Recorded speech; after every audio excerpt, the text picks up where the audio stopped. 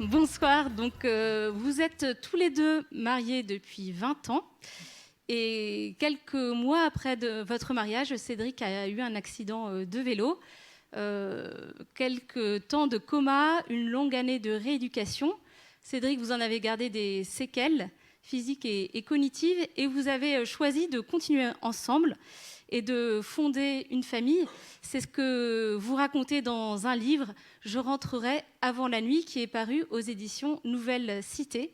Est-ce que pour commencer, vous pouvez nous expliquer ce titre, Je rentrerai avant la nuit ? Oui, alors en fait, ce titre, on l'a choisi ensemble avec Cédric. Il se trouve qu'à l'époque, je tenais un journal intime dont je me suis servie pour écrire ce livre. Et j'avais noté que la dernière phrase qu'il m'avait dite avant de prendre son vélo, ce soir du 21 mai 98, c'était « Ne t'inquiète pas, je rentrerai avant la nuit ». C'était en fin d'après-midi. Et on s'est dit tous les deux que finalement, quelque part, il est rentré avant la nuit, qu'il avait tenu cette promesse... Parce qu'en fait, l'angoisse, le désespoir ne nous a jamais happés tout entier, même s'il y a eu des moments très difficiles. Voilà, Cédric, c'est vrai qu'au moment de son coma, l'amnésie est arrivée, etc. Donc, il y avait des grosses difficultés de relation. Mais j'ai tout de suite vu dans ses yeux, dès qu'il a commencé à ouvrir les yeux, que l'amour qu'il avait pour moi était intact. Et ça, c'était important. Et je pense que ça a été vraiment le point d'appui qui a fait que Cédric est rentré avant la nuit.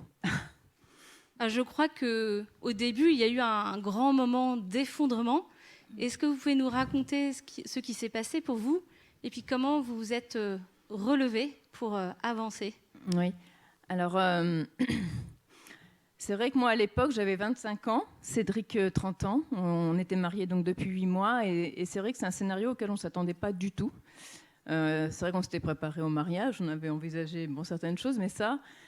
Quand ce soir-là, le gendarme m'a dit on a un jeune homme qui correspond à votre description, qui est entre la vie et la mort, voilà, à 5 minutes de chez vous, le SAMU est sur place, tout ça. D'un coup, c'est comme une chape de plomb énorme qui m'est tombée dessus.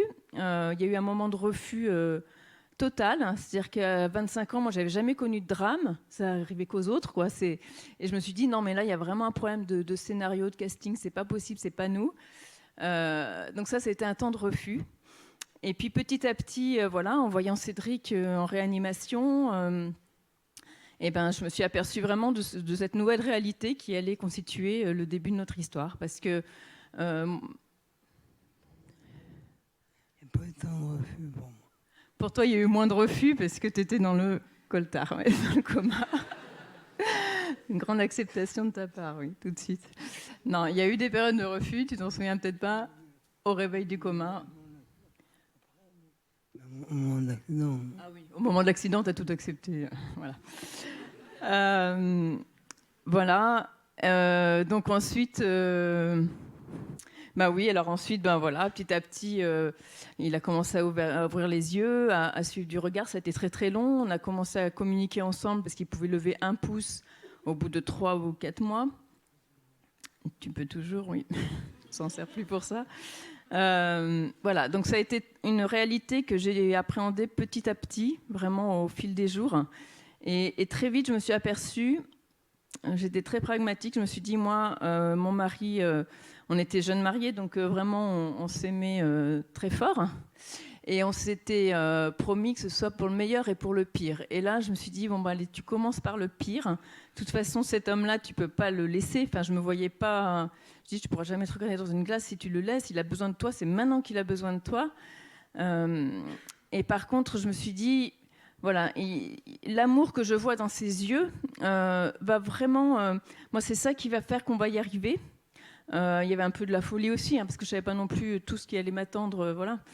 Mais on ne sait jamais vraiment tout ce qui nous attend. Mais voilà, il se trouve que petit à petit, j'ai trouvé des points d'appui, des endroits où me ressourcer, des personnes sur qui m'appuyer, qui ont rendu tout ça possible. Et Cédric, vous, qu'est-ce qui vous a fait vous relever ? L'envie de vivre, de retrouver la marche. L'envie de vivre et de retrouver l'usage de la marche. D'abord, Il n'aime pas les micros, mais là, c'est un peu indispensable. Ce que le problème de l'amnésie, c'est d'oublier. Ouais, il a des problèmes d'amnésie, mais c'est vrai que moi, je peux te dire qu'il a toujours été très sportif dans sa tête déjà quand je l'ai connu, et il a gardé cet esprit de combat, de compétition, voilà. Et même s'il ne marche pas seul, le fait de marcher avec une canne, ça te stimule, tu aimes ça, et je pense que ça t'a stimulé dans ta rééducation. Je me suis rendu compte comme que ça marchait comme mon corps un peu. Je réfléchissais, je ne sais pas à quel moment dire que j'ai compris ça. Oui, tu as senti aussi que ça commençait à bien tourner dans la tête et tout, parce que c'est vrai qu'il a eu un traumatisme crânien grave, et c'est vrai que les séquelles peuvent être terribles. Il en a des terribles, mais en tout cas, la faculté de raisonner, il a toujours écrit des poèmes, par exemple, il continue. Et c'est vrai, pour lui, ça a été un moyen de communication qu'il a aussi. Je pense que ça a été pour toi une aide. Je me rends compte de l'amnésie, quoi. Maintenant qu'il est un peu amoindri, mais au départ, j'oubliais tout. 1 heure après, quoi, presque. C'est vrai qu'il a aussi beaucoup progressé, mais au départ, oui, c'est vrai que tous les matins, c'était une feuille blanche. Il me redemandait en mariage tous les matins, puisqu'il ne se souvenait plus qu'on était mariés. Il voulait me présenter sa mère tous les jours. Voilà, mais petit à petit, heureusement, ça c'est revenu, parce que ça, je pense qu'à vivre, ça aurait été difficile sur 20 ans. Voilà. Et du coup, vous êtes appuyé sur votre amour mutuel. Oui, alors ça, c'est vrai qu'à un moment donné, on a vécu quand même des choses pas toujours très faciles. Une fois, Cédric, je suis allée le voir en rééducation, comme je faisais habituellement. J'avais réduit mon temps de travail, j'y allais tous les jours. Et comme Cédric était amnésique, voilà, c'était important aussi pour lui que tous les jours, il ait une présence. Et un jour, j'arrive, il était attaché sur son lit et complètement shooté. Et les infirmières m'ont dit, on l'a attaché parce qu'il a vraiment émis le désir de mettre fin à ses jours, et qu'on ne voulait pas prendre la responsabilité de ça dans nos murs. Donc quand elles m'ont dit ça, moi, ça m'a vraiment assommée, parce que je me disais, autant je peux me battre avec lui, mais si lui refuse de se battre, moi, je ne vais pas y arriver. Et à ce moment-là, il y a eu quelque chose de très fort qui s'est imposé à moi. Je l'ai regardé, je lui ai dit, écoute, Cédric, je comprends que tu n'aies pas envie de te battre, ton corps est vraiment diminué, tout ce que tu pouvais faire, tu ne peux plus le faire. Je comprends. Par contre, si tu m'aimes, et là, j'ai vu dans son regard qu'il m'aimait, tu vas te battre pour moi. Voilà. Et moi, je te promets que je me battrai pour toi, pour te rendre une vie belle. Et finalement, de décentrer un petit peu ce combat, ça nous a beaucoup aidés. C'est-à-dire que je me suis dit, voilà, si on se bat l'un pour l'autre par amour, on va y arriver, c'est pas possible. Enfin, voilà. En plus, on était vraiment entourés d'amis, on n'était pas seuls, on avait nos familles. Voilà. Et c'est vrai qu'à 25 ans, voilà, c'était, on s'est dit, vraiment, on a eu foi en cet amour-là. Et Cédric, souvent, parfois, il a des coups de moins bien.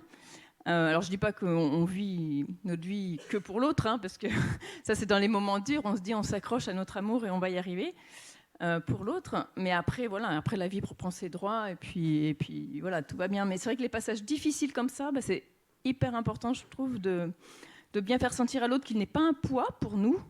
Moi, je lui ai bien dit clairement, je serai heureuse si toi, tu es heureux. Donc, travaille à ton bonheur aussi.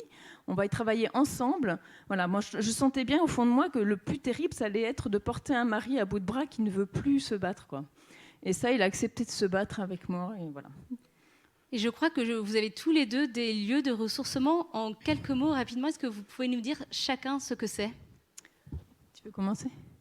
Ce qui t'aide à... Voilà, ce qui te ressource. Moi,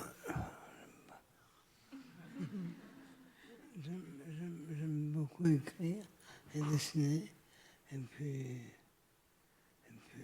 Oui, donc beaucoup l'écriture, il fait partie de plusieurs ateliers d'écriture. Voilà, il écrit de la poésie quotidiennement. Donc ça, pour toi, c'est un grand espace de ressourcement. J'ai eu la chance, en guillemets, de peu de temps l'accident de me convertir. Oui, alors Cédric est croyant, moi aussi. Donc c'est vrai qu'il y a aussi les espaces de retraite, de prière, etc., qui t'aident énormément, ouais. Et puis moi, bah, c'est surtout ces dernières années la sculpture. voilà, qui pour moi est une vraie récréation. Je me coupe de tout et ça me plaît énormément. Alors aujourd'hui, vous avez 4 enfants. Est-ce que c'était une évidence ou pas pour vous d'accueillir ces enfants? Je vous vois faire une tête, Cédric. Je suis sûre que vous avez des choses à raconter. C'est encore pas une évidence. C'est jamais évident. C'est pas évident, c'est sûr. Après, on a mis 6 ans quand même avant que le premier arrive. Hein. C'est-à-dire que moi, j'ai voulu vraiment m'assurer que Cédric avait la capacité d'être un bon papa. Ce qui n'est pas évident quand on a un traumatisme crânien, parce que ça agit sur les humeurs, sur l'amnésie, plein de choses. Mais je me suis dit, s'il peut transmettre encore, ce qui est le cas, et s'il peut aimer, on peut se lancer dans l'aventure. Et c'est qu'au bout de 6 ans que j'ai eu vraiment l'intuition que ça allait être possible, tout en se disant toujours que voilà, c'est peut-être moins simple pour nous que pour la plupart des gens, donc il faut quand même que mes écoutilles soient grandes ouvertes, que je prenne appui sur des professionnels parfois, voilà, me faire aider. Mais en tout cas, on a été très très heureux de pouvoir avoir notre premier enfant. Et puis le deuxième est arrivé naturellement. Et puis on voulait une fratrie nombreuse pour qu'ils se tiennent les coudes là. Et du coup, voilà, on en a 4 et voilà, c'est du boulot. Hein. Mais voilà, ils sont bien dans leur tête et on est très contents de les avoir. Alors peut-être que pour conclure, je vous propose que dans cette soirée qui était déjà un peu artistique avec Valérie Boulanger, qui nous a montré des tableaux, eh bien que nous écoutions un poème de Cédric. On va le regarder en vidéo, le déclamer. Et ce film a été tourné la semaine dernière dans le cadre des préparatifs de cette soirée. Nous allons le regarder ensemble.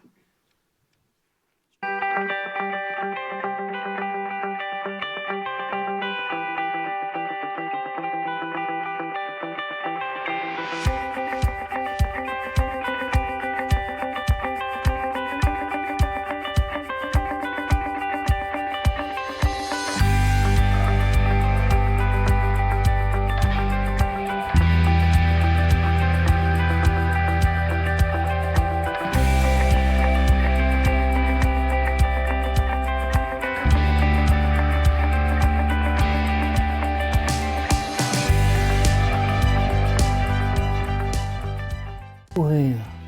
Je voudrais tant au souvenir, juste un matin, pouvoir courir.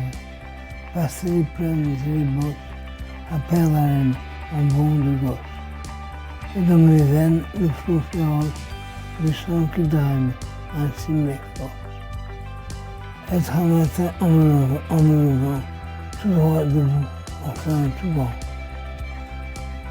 Debout c'est tout, mais comme avant. Vif lent, véloce.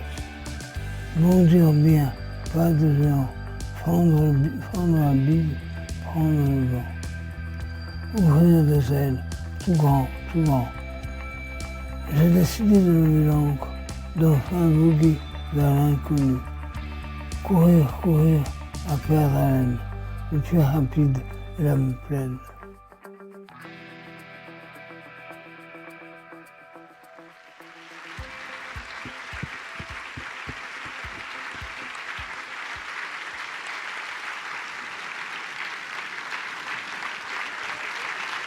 Tournez-vous vers le public.